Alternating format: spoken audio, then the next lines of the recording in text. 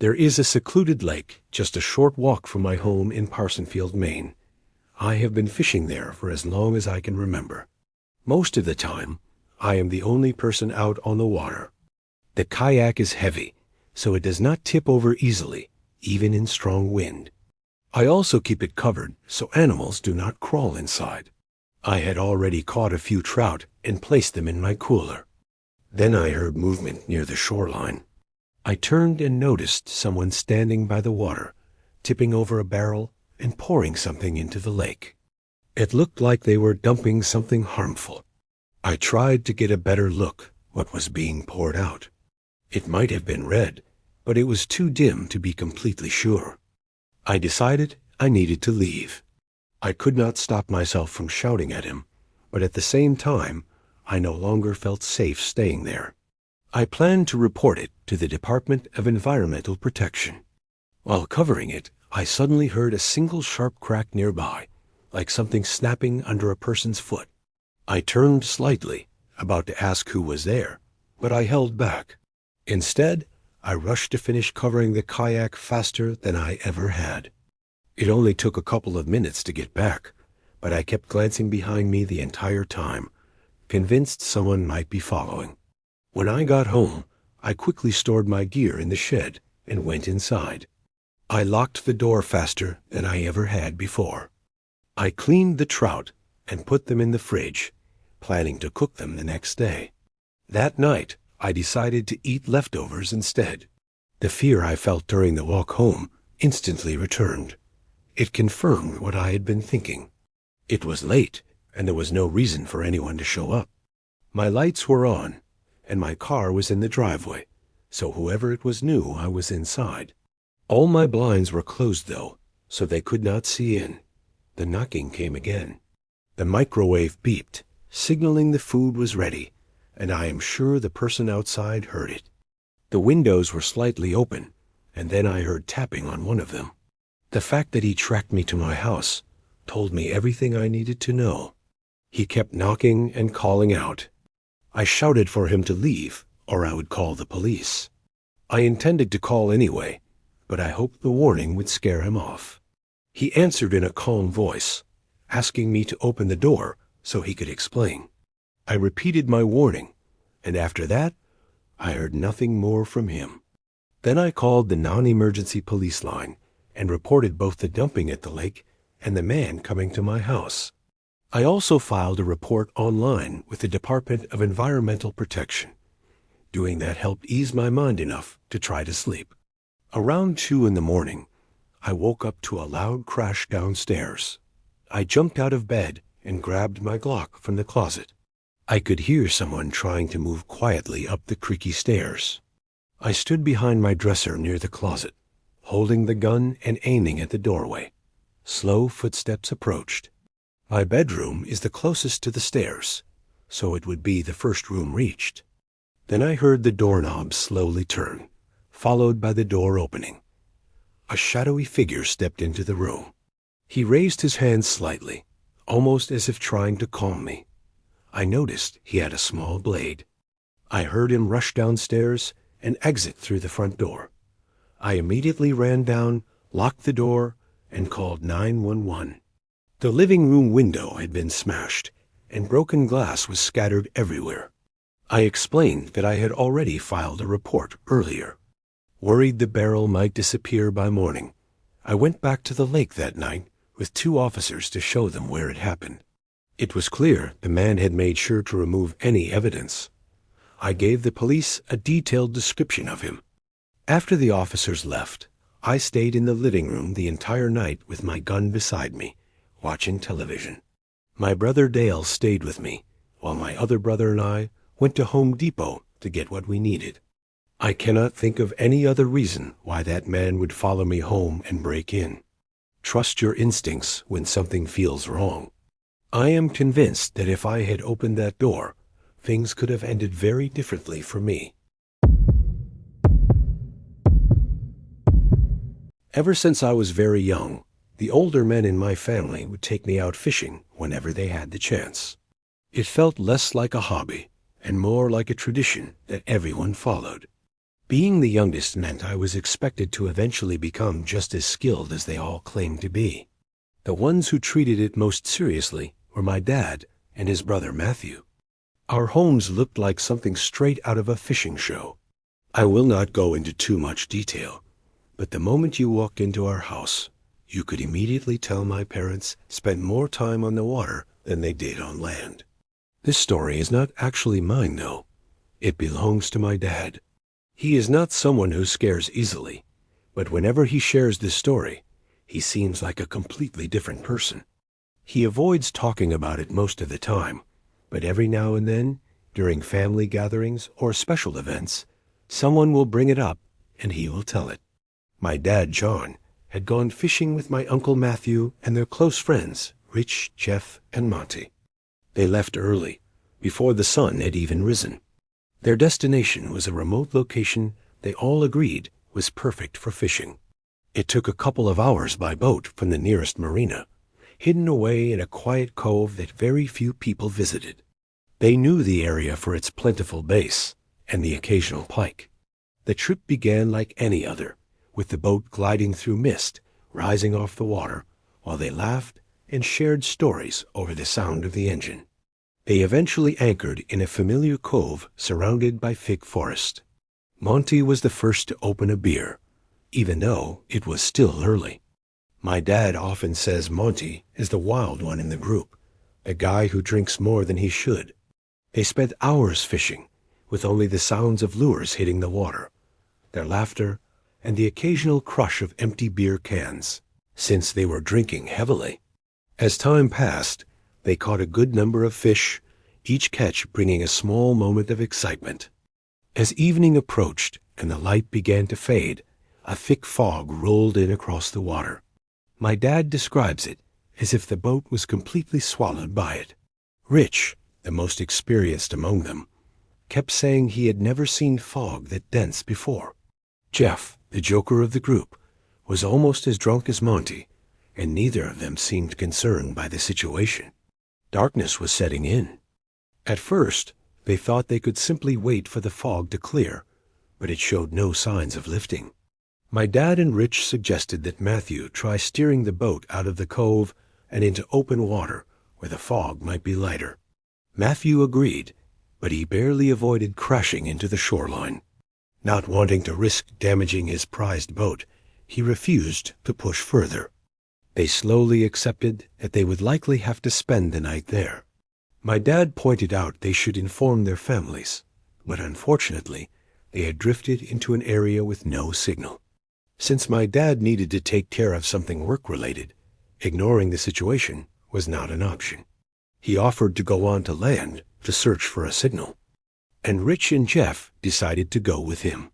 Matthew stayed behind to watch the boat and keep an eye on Monty, who was now very drunk. The three of them stepped onto the shore, getting only slightly wet.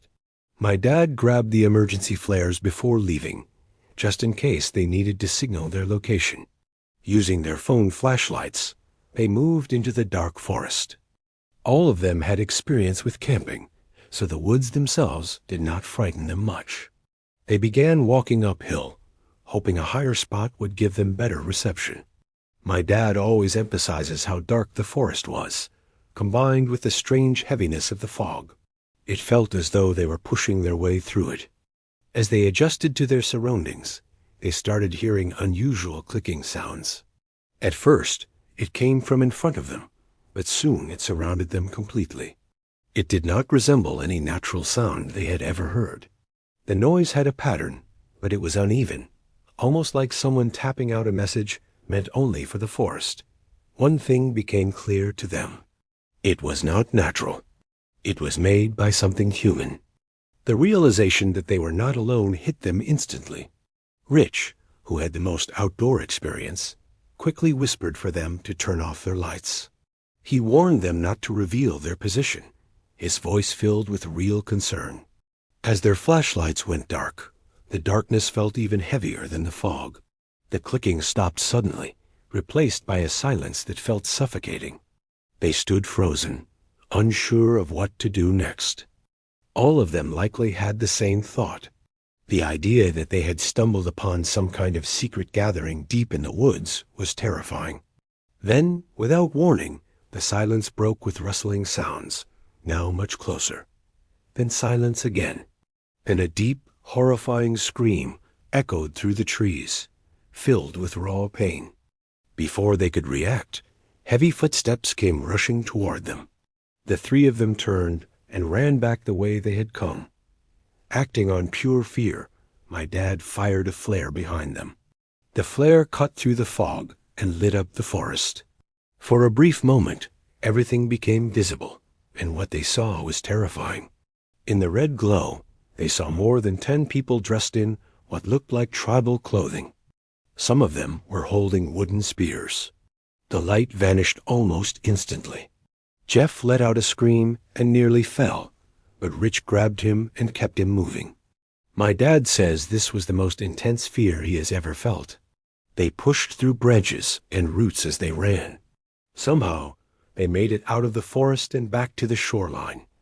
Exhausted but alive, they shouted at Matthew to start the engine, their voices full of panic. Matthew reacted immediately, and the boat surged forward just as the figures reached the edge of the water. In the chaos, my dad fired one last flare toward the shore. For a brief second, the light revealed them again. There were at least 15 of them, standing completely still at the water's edge. Then the light disappeared, and everything went dark again. Matthew drove the boat far enough away before stopping. Once the engine was off, the only sound left was the heavy breathing of my dad, Jeff, and Rich. My dad says it took him nearly an hour to fully understand what had just happened. He had been running purely on adrenaline. They took turns staying awake while the others rested, and as soon as the fog cleared the next morning, they left immediately. Strangely, Monty had passed out before everything happened and remembers nothing from that night. Even now, telling this story gives me chills. I can only imagine what my dad feels every time he remembers it. I have been fishing for as long as I can remember. I am almost 60 now, and even after thousands of trips out on the water, I still cannot imagine spending my time any other way. My children have grown up and moved on with their own lives, and the house has become quiet. Most days, the silence is so deep, you could hear the smallest sound echo through it. There are moments when I miss how things used to be, tossing a football around in the backyard with my boys, laughing without a care. But life changes, and some chapters simply close. These days, I usually fish with a few old friends from college, though more often lately I head out alone, like a solitary wanderer. This was one of those days. I have not left upstate New York in more than 15 years. I have never really felt the need. Some of the finest fishing lakes in the country are right here, and I intend to enjoy every bit of them. It was mid-April, early in the season, right after the ice had cleared, but before May arrived. For reasons I cannot fully explain, I wanted a quieter place than usual, somewhere more isolated. I picked a small, unremarkable lake far from everything. I left home about an hour before sunrise, so I could already be on the water when daylight began to break. I took my kayak off the roof of my car and carried it down to the lake. Once I pushed out toward the middle, I paused to take in the early morning colors spreading across the sky. It felt peaceful, familiar, like I belonged there. I would never trade them for anything. It was a bit cold, but I have grown used to that over the years. I could tell the sun was just about to rise, so I began setting up my gear. I was aiming to catch largemouth bass, so I positioned myself along the outer edge of the weed beds, planning to drift back toward deeper water if nothing bit. I chose a 6.5-foot medium-action spinning rod with 9-pound monofilament line. My bait was a wacky rig, a 4-inch rubber stick worm that has always worked well for me. Right before I got started, something unusual caught my attention across the lake. I could not clearly make out what was happening, but I could see movement. At first, I assumed it was another fisherman, but something about it did not feel right, and curiosity pulled me in. I reached into my bag and took out my binoculars, the same pair I use for bird watching. When I looked again, I saw 3 figures dressed in dark clothing with hoods covering their faces.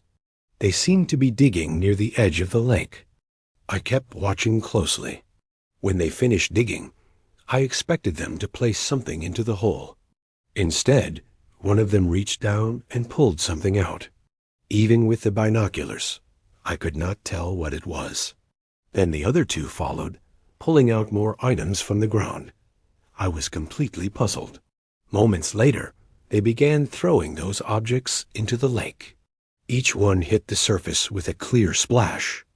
At that moment, a strong sense of unease came over me. I did not know who these people were, but I had a growing feeling they were dangerous. I froze, unsure of what to do. Luckily, they finished and walked away into the woods without ever noticing me. I considered ignoring what I had seen, but I could not convince myself to leave it alone. I waited until they were gone, then slowly paddled toward the spot. My hands were shaking by then. I reached the area where I believed the items had been thrown. I started casting my line, but I was not fishing for bass anymore. I was trying to find whatever they had dumped. After about an hour, I had no success. I needed a new approach. As I thought it over, I remembered I had a depth checker in my Volvo.